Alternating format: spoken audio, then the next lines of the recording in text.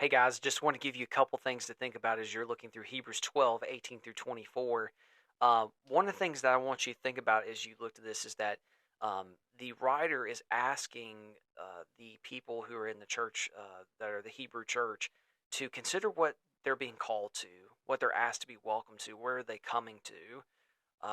Under the Old Covenant, they came to a God that would not allow access to him because if they did, they would die.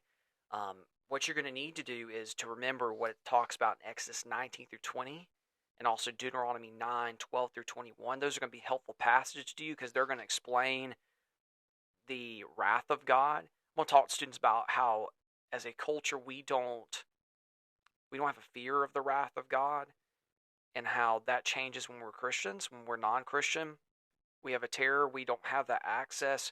We don't even want to hear from God because God's voice is a nuisance to us. It's something that would um, that would just totally wreck our world, and it would provide just a wrathful experience.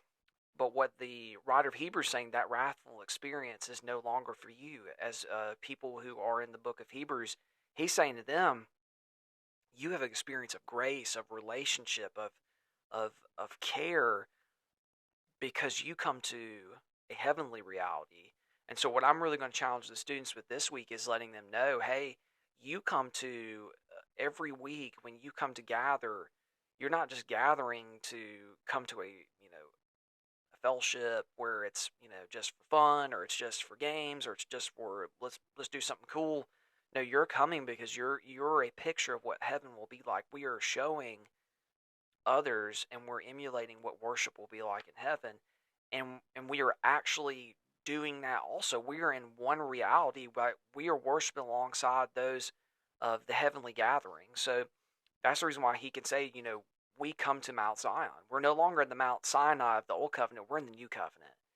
Jesus is the ticket, and I don't want to mean that sound kind of, you know, just kind of low tier on the fact that, oh, he's the ticket to heaven, he's our hall pass. That's not what I mean. What I mean by that is Jesus' blood is the pathway to our access to God. He's the reason why we no longer have anxiety and fear when it comes to God's wrath. We have a confidence, a joy, because we know that God will defeat our enemies, and he will defeat the enemy, Satan.